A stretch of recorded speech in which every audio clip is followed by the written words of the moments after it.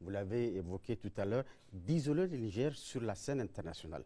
Qu'est-ce qui a été fait pour y faire face et quel est l'état actuel de nos relations avec nos pays voisins, notamment? Pour faire face à l'isolement, c'est comme je vous ai dit, hein, c'est-à-dire que c'est un combat de David contre Goliath. Oui. On avait trois choix.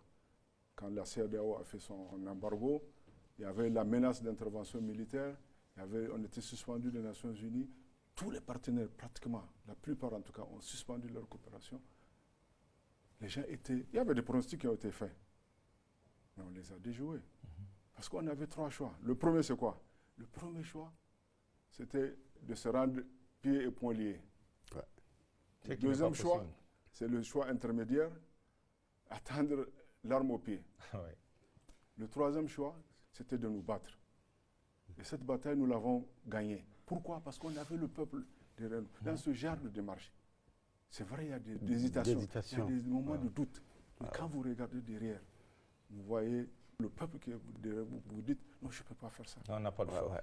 Vous n'avez plus le droit de vous arrêter. Nous, pour nous, quand j'ai dit, on a décidé, nous avons décidé de nous battre, je ne parle pas du CNSP, je ne parle pas du gouvernement, je parle du Niger. Peuple nigérien. Du peuple nigérien dans son entier. Donc, on a agi à trois niveaux. Le premier niveau, c'est au plan national. Il y avait des fonctionnaires indélicats qui voulaient de l'intérieur continuer à faire en sorte de nous isoler davantage. Des Nigériens? Des étrangers, des diplomates. On les a mis dans le rang. Vous avez suivi l'histoire de l'ambassadeur de France. De France, oui. Et tout dernièrement. Voilà, la petite analogie, moi, quand je suis arrivé ministre des Affaires étrangères, d'abord, il ne voulait pas s'adresser à moi, il s'adressait au secrétaire général, qui était le plus haut fonctionnaire qu'il reconnaissait. Il ne reconnaissait pas le ministre? Il ne connaissait pas le ministre. J'ai tenté de lui dire de venir, il ne voulait pas me répondre. Et puis je suis parti, j'ai rendu compte au Premier ministre. Il m'a dit, mais c'est simple, officialise la demande. J'ai écrit une note verbale pour dire que je veux le voir. Et je vous assure, ce n'est pas pour lui dire de partir. C'était plutôt pour réfléchir.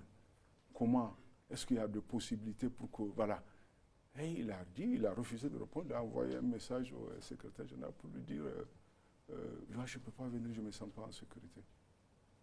J'ai dit au secrétaire général, non, il ne peut pas faire ça, il ne peut pas répondre à une note verbale. Par un message, par SMS? Un message, c'est un manque de respect. Dis-lui de nous répondre, même s'il ne nous respecte pas, même s'il ne nous reconnaît pas, ce n'est pas moi qui ai visé la note. Les notes verbales sont visées par le secrétaire général. C'est la structure qui a écrit à l'ambassade. Il n'a qu'à répondre. Il a répondu, et à partir de moment où nous, on voulait ce papier-là. Quand on a eu ce papier, les jeunes Nigériens ont suivi comment ça s'est passé. Après ça, il y avait d'autres cas. Certains, ce n'est pas leur faute, hein. C'est de la faute de leur structure. C'est-à-dire qu'ils étaient au mauvais endroit, au mauvais moment. Ouais. Comme la coordinatrice résidente du système national. C'est une dame qui a beaucoup travaillé pour le Niger. Et personne n'avait quelque chose à lui reprocher. Mais il fallait qu'on agisse vis-à-vis des Nations Unies. On avait décidé de répondre, œil pour œil, dent pour dent. Ce n'était pas des questions personnelles. Ça n'avait rien à voir avec ces agissements. C'était sa structure. Elle était la première responsable. Voilà, nous, on a agi de cette manière. Donc, ce qui fait que... Après, il y a eu d'autres cas. Hein, il y a eu plein de cas. Il y a l'ambassadeur de l'Union européenne. Il y a eu le représentant du PAM. Tout récemment, il y a eu le CICR. Donc, ça c'était au plan interne. Il fallait faire ça d'abord. Maintenant, au plan régional, on a été suspendu de la CEDEAO. La CEDEAO est habituée à ce qu'on lui fasse la cour. Quand elle suspend un pays, c'est des délégations pour aller négocier. Nous, on a dit on ne fera pas ça. On a décidé, en toute souveraineté, de partir de la CEDEAO. Nous sommes sortis de la CEDEAO ensemble avec le Burkina et le Mali. Mais quand on est sortis, nous ne sommes pas allés nous asseoir, chacun de son côté. Non, nous avons décidé de nous mettre ensemble pour créer notre bloc. L'AES. L'AES. Pour créer notre bloc. Et ça nous a donné de la visibilité, qu'on le veuille ou non. Si aujourd'hui on est là où on est, c'est parce qu'il y a eu cette initiative-là. Si chacun était parti de son côté, on serait des cibles plus faciles. Nous avons laissé la CEDEAO tranquille. Ne croyez plus à ce que la CEDEAO était en train de faire. Ça, c'est au niveau régional. Bon, après, il y a l'UMOA, il y a l'Union africaine qui nous a suspendus. Actuellement, on est suspendus. Mais on ne fait pas la cour non plus à l'Union africaine. On ne fait la cour à personne. Y compris l'UMOA?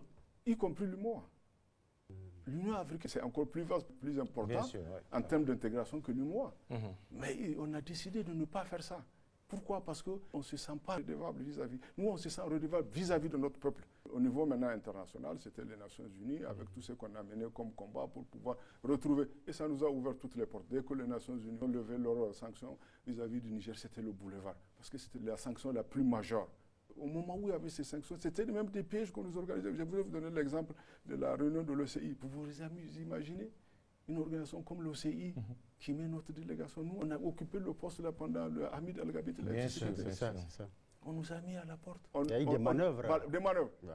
Et vous savez quoi? On a été aux Nations Unies, on n'a pas eu accès. J'ai parti à la réunion de l'OIF. Je préférais jouer en 2 temps. J'ai laissé les experts partir. Moi, je suis parti à Casa, j'ai attendu. Le Cameroun nous a rassuré qu'il n'y a aucun problème. Mais en fait, c'était un piège qu'on nous attendait. Quand il s'agissait maintenant d'ouvrir la réunion des experts, on a empêché notre équipe d'experts d'entrer. Moi, j'étais à Casa, j'ai rebroussé chemin.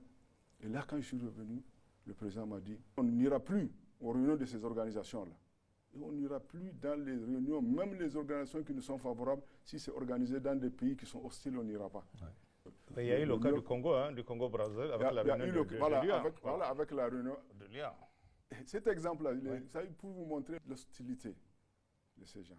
Et non fondée. C'est des gens qui ne respectent rien, aucun texte. Ouais. Il y avait une réunion sur la Libye qui était organisée au Congo. Nous, on n'a rien demandé. C'est le président congolais qui a invité notre président. Bien sûr. Quand il nous a invités, le président a dit qu'il a délégué le Premier ministre. C'est sur invitation. On est parti, on est arrivé, on était dans la salle, le Premier ministre attendait qu'on lui dise de venir. Quand subitement, quelqu'un est venu, nous a dit non. Parce que le Faki, en rentrant, il a vu le drapeau du Niger à côté de celui de... Il a rebroussé chez nous. Il a dit qu'il ne rentre pas dans la salle tant que le Niger est là. On nous a fait sortir. Ça aussi, c'était des injonctions? C'était des injonctions. Des puissances internationales? C'est clair. D'accord. Okay. Parce que le pays a tout fait pour réparer ça. Le Premier ministre a dit aux autorités de ce pays, nous, on ne vous aurait jamais fait ça. Ton autre, c'est ton Dieu.